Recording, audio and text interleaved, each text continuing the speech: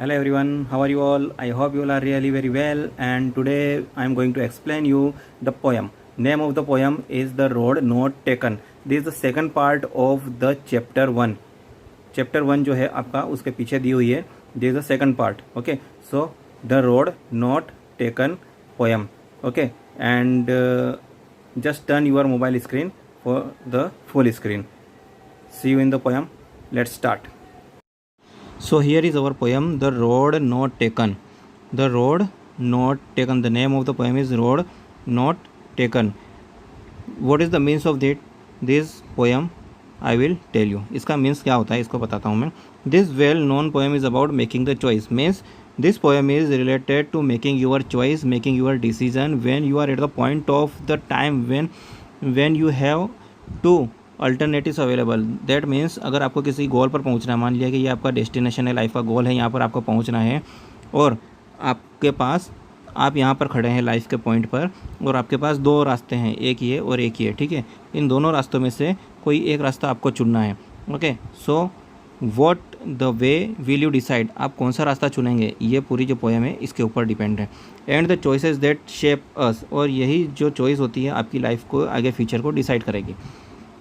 Okay, the poet of this poem is Robert Frost. ये एक American poet हैं and वो write simply but insightfully about common, यानी कि रियल लाइफ के जो एग्जांपल होते हैं, ऑर्डिनरी यानी साधारण लाइफ के जो एग्जांपल होते हैं, उनके ऊपर ये पोएम लिखी गई है. ठीक है, ये पोएट जो है इन्होंने पोएम इस प्रकार से लिखी है कि हर व्यक्ति की लाइफ से रिलेट करें. टू रोड्स, स्टार्ट करते हैं, हमारा फर्स्ट स्टेंजा है. To roads diverge in a yellow would. यहाँ पर येलो वुड का मीन्स है कि द वुड मीन्स एक इस प्रकार का जंगल. There are so many leaves on the ground, जहाँ पर काफ़ी ज़्यादा पत्तियाँ जो है ड्राई होकर जंगल में नीचे की तरफ गिरी होती है. And the dense forest. Two roads diverge in a yellow wood, यानी जंगल में the poet want to say that he is standing here and he want to reach here but there are two veg.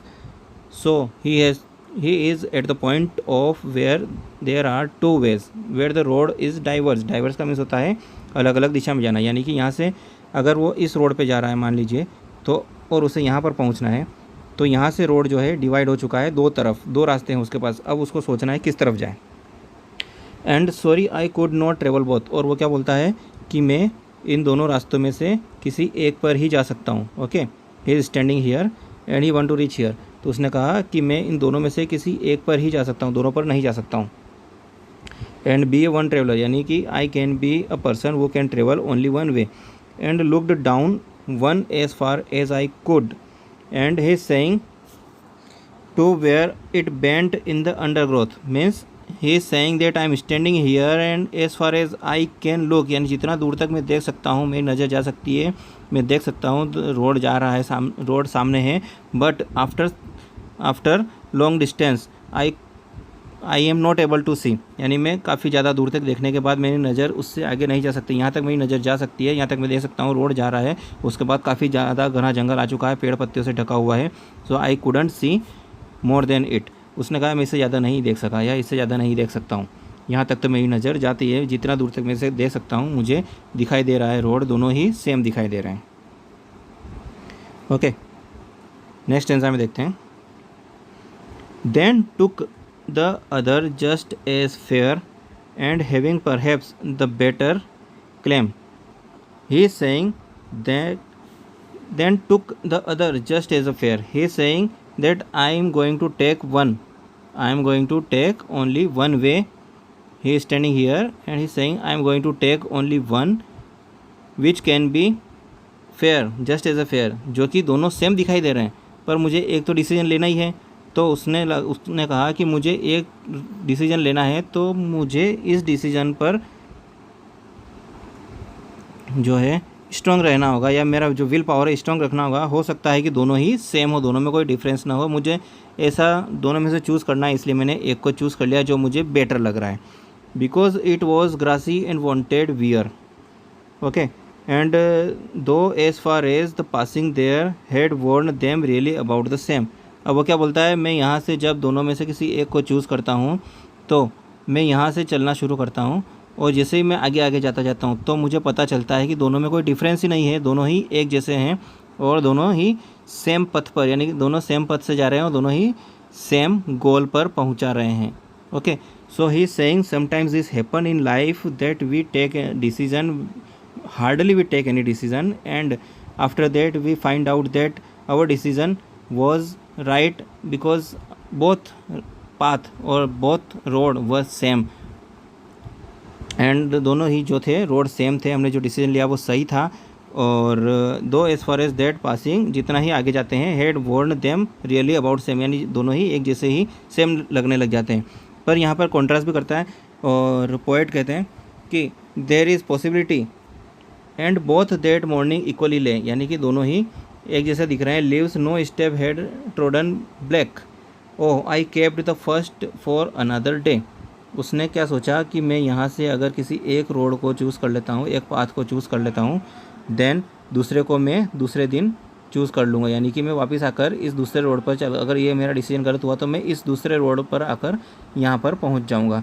लेकिन वो ये भी जानता है, इसलिए उसने ये फर्स्ट डिसीजन ले लिया कि मैं इस वाले रोड पर जाऊँगा. Why yet knowing how way lets on to way, I doubted if should ever come back. लेकिन वो क्या बोल रहा है, मैंने एक चूज़ कर लेता हूँ और सोच रहा हूँ कि यहाँ से वापस आ जाऊँगा, अगर डिसीजन गलत हुआ तो इस पर चला जाऊँगा, अभी इस पर जा रहा हूँ, इस पर आ जाऊँगा. लेकिन वो आगे ये बोलता है कि अपनी बात का खंडन करके, यानी कि he just say that if I will take any one road और पाथ और I will take any decision, I will make any decision, I can't go back, I can't step back, यानी मैं वापस कभी पीछे नहीं आ सकता हूँ. क्योंकि लाइफ में अगर हम कोई एक डिसीजन ले लेते हैं, हम सीधे चलने लग जाते हैं, तो वापस आना या कि हमें उसके बाद आगे और भी पड़ाव, यानी और भी डिसीजन लेने पड़ते हैं और हमारी लाइफ कॉम्प्लिकेटेड होती जाती है, तो हम वहाँ से वापस रिटर्न नहीं आ सकते हैं. तो वो बोलता है कि मैं एक तरफ चला गया तो हो सकता है मैं वापस ना आ पाऊँ. दोनों तरफ से वो बता रहा है option. I shall be telling this with अ शाई somewhere edges and edges.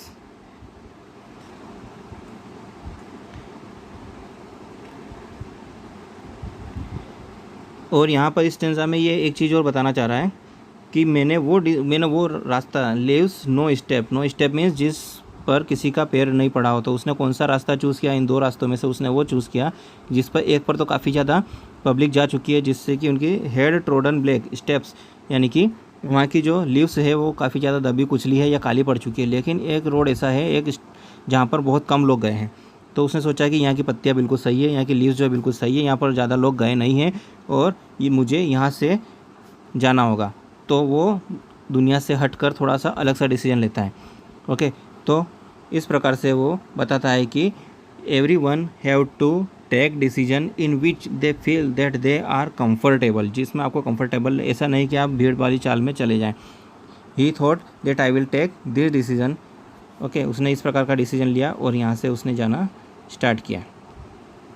And he made the decision, उसने एक डिसीजन ले लिया. अब नेक्स्ट स्टेंजा में देखते हैं. आई shall be telling with a shy. Shy means एक लंबी सांस लेकर बोलना, ठीक है, लंबी सांस जो भरा जाती है उसे बोला जाता है. I shall be taking long breath, I shall be telling this with a sigh, यानी मैंने काफ़ी लंबी ब्रीथ लेकर ये बताना चाहूँगा. Somewhere ages and ages hence, यानी लाइफ में जब काफ़ी ज़्यादा साल हो जाएंगे, काफ़ी साल बीत जाएंगे और मैं लोगों को ये बोल सकूँगा कि मेरे सामने दो चॉइस थी और मैंने यहाँ पहुँचने के लिए मैंने एक डिसीजन लिया. और टू रोड डाइवर्स, यानी मेरे सामने दो रोड जो है डाइवर्स हो रहे थे, अलग अलग दिशा में जा रहे थे जंगल में. And I took the one less travelled by, मैंने वो रूट चूज़ किया या वो उस पर ट्रेवल किया जहाँ पर बहुत कम लोग गए हुए थे.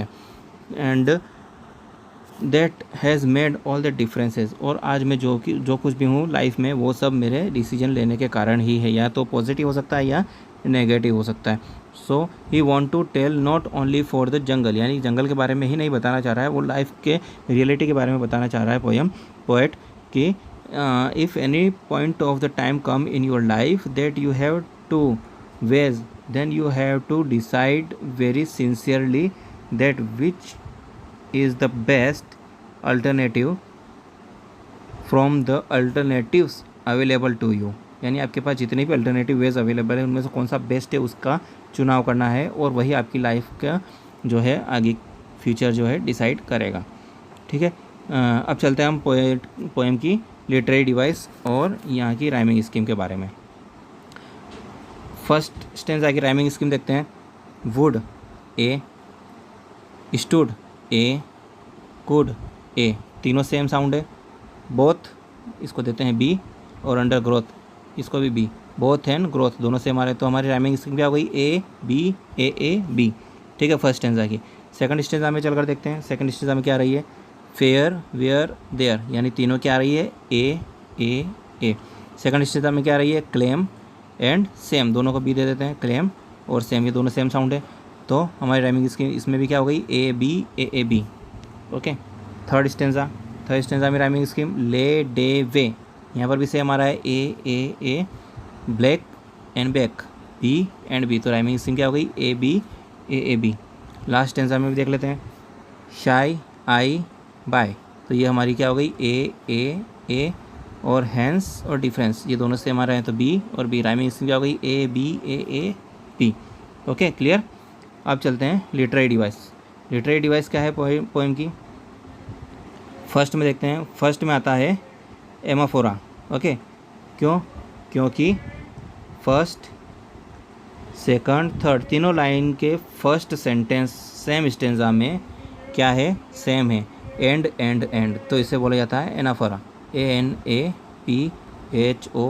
ओके, ये हमारी लिटरेरी डिवाइस फर्स्ट स्टेंजा की। सेकंड स्टेंजा में चलते हैं। सेकंड स्टेंजा में कहाँ पर लिटरेरी डिवाइस है, सेम कंसोनेंट साउंड कहाँ दिख रहे हैं, वांटेड एंड वियर में। ठीक है, सेम कंसोनेंट साउंड दिख रहा है यहाँ पर, तो ये हमारा हो गया एलिट्रेशन। एलिट्रेशन क्या होता है, जहाँ पर सेम कंसोनेंट साउंड सुनाई देते हैं। ओके, नेक्स्ट स्टेंजा में चलते हैं। नेक्स्ट स्टेंजा में यहाँ पर भी एलिट्रेशन दिखाई दे रहा है, कहाँ पर, फर्स्ट एंड फोर दोनों सेम कंसोनेंट साउंड है, फ साउंड। ओके, एलिट्रेशन यहाँ पर भी है। Okay, so the same consonant sound called alliteration. Same consonant sound in a same line or start with same letter, okay, called alliteration. Next stanza में देखते हैं। यहाँ पर जो है सेम वर्ड मिल गए हमको, एजेस एंड एजेस। ओके, तो सेम वर्ड है, यहाँ पर क्या हो रहा है, रिपीटेशन। सो आई होप आपको पोएम समझ में आई होगी। यहाँ इसके राइटर का नाम दे रखा है लास्ट में, Robert Frost. I hope you understood the poem and